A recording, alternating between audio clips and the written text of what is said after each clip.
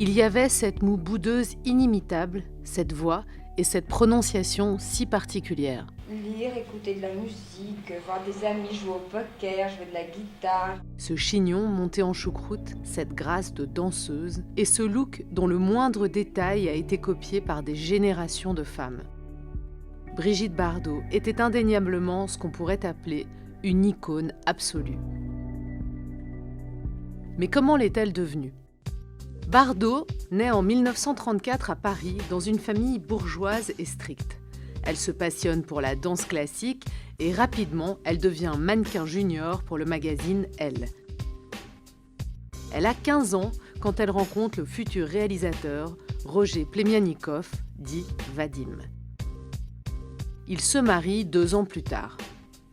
À cette période, Brigitte Bardot débute au cinéma.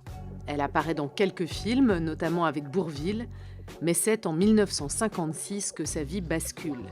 Avec Vadim, ils tournent leur premier film, Dieu créa la femme. Le film crée Bardot. Scandale aux États-Unis et en Angleterre.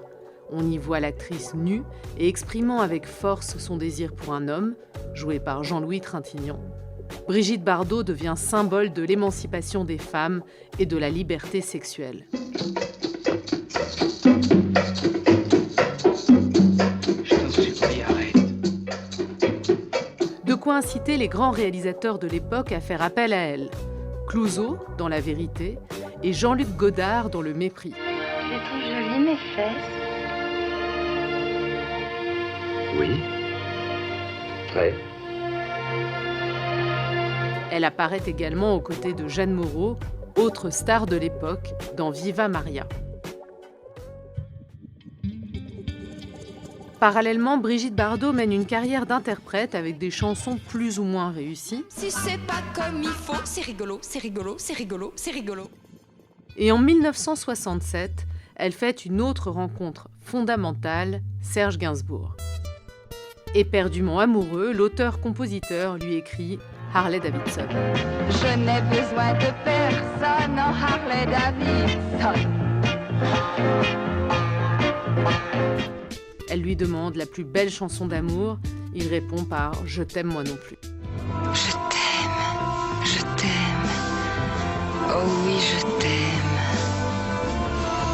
Moi non plus. On connaît la suite. Elle refuse de la chanter et Jane Birkin, future Madame Gainsbourg, accepte l'année suivante.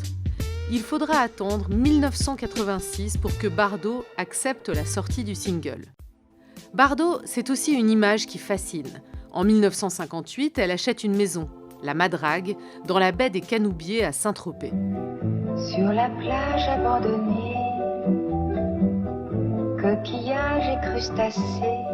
Le petit port de pêcheurs devient l'un des villages les plus célèbres du monde. Chacune de ses tenues est également reprise ou copiée. Même chose pour ses longs cheveux remontés en chignon ou retenus par un foulard, ses shorts Vichy, ses ballerines ou ses pieds souvent nus. Quant à sa vie privée, elle cesse d'exister. En 1960, cernée par les paparazzis, elle se résout à accoucher de son fils Nicolas dans son appartement, de peur de sortir. C'est l'une des raisons pour laquelle, en 1973, Brigitte Bardot arrête tout. À partir de cette date, elle se consacre entièrement à la cause animale. D'abord les bébés phoques, mais également les animaux abandonnés, la consommation de chiens en Asie ou en Polynésie, les dauphins des delphinariums, les chevaux, les sangliers, les loups et même 2 vieilles éléphantes de cirque qu'elle parvient à faire adopter. Elle n'a pas la langue dans sa poche et en février 2018, c'est au président de la République Emmanuel Macron qu'elle s'en prend.